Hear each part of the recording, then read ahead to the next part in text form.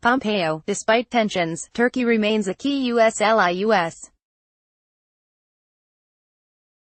Secretary of State Mike Pompeo pauses during a press conference on the sidelines of the 51st ASEAN Foreign Ministers meeting in Singapore, Saturday, August 4, 2018.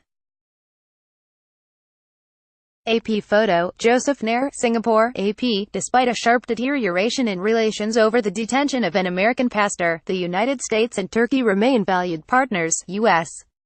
Secretary of State Mike Pompeo said Saturday, in an apparent bid to ease tensions that have rocked ties between the NATO allies.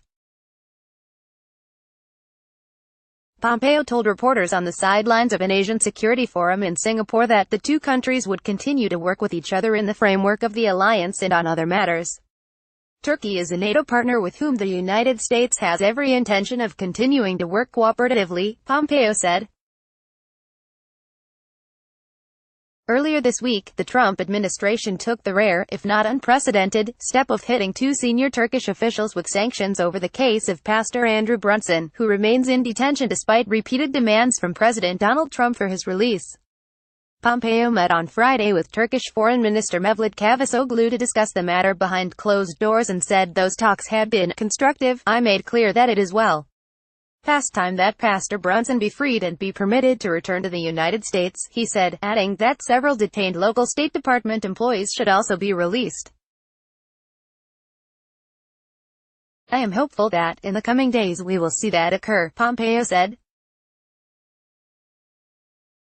He acknowledged lots of challenges with Turkey, but said Washington and Ankara had been able to work closely and well together.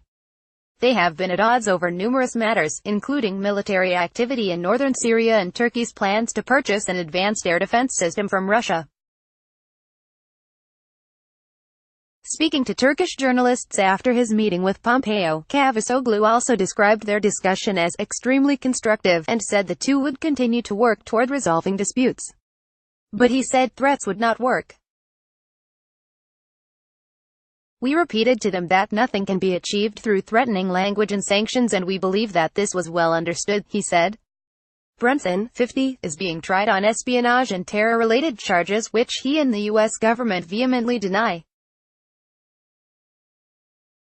He was arrested in December 2016 following a failed coup on charges of committing crimes on behalf of terror groups without being a member, and espionage. Although he was released to home detention, he faces a prison sentence of up to 35 years if he is convicted on both counts at the end of his ongoing trial. The evangelical pastor, who is originally from Black Mountain, North Carolina, has lived in Turkey for 23 years and led the Izmir Resurrection Church. Last week, President Donald Trump and Vice President Mike Pence threatened to impose sanctions on Turkey if Brunson was not immediately released. They said his recent transfer from prison to house arrest was not enough, and on Wednesday, the Treasury Department hit Turkey's Justice Minister, Abdulhamit Gül, and Interior Minister, Süleyman Soylu, with sanctions that block any assets they may have in U.S. jurisdictions and bar Americans from doing business with them. Turkish President Recep Tayyip Erdoğan has rejected the U.S. demands, saying his government won't back down and is willing to go its own way if the U.S. acted. The Turks have also vowed to retaliate for the sanctions without delay. The Turkish leader has previously connected Brunson's return to the U.S. to the extradition of Fethullah Gulen, an exiled Turkish cleric who lives in Pennsylvania. Ankara blames Gulen for the coup attempt, while the cleric denies involvement. Copyright 2018 The Associated Press. All rights reserved. This material may not be published, broadcast, written or redistributed.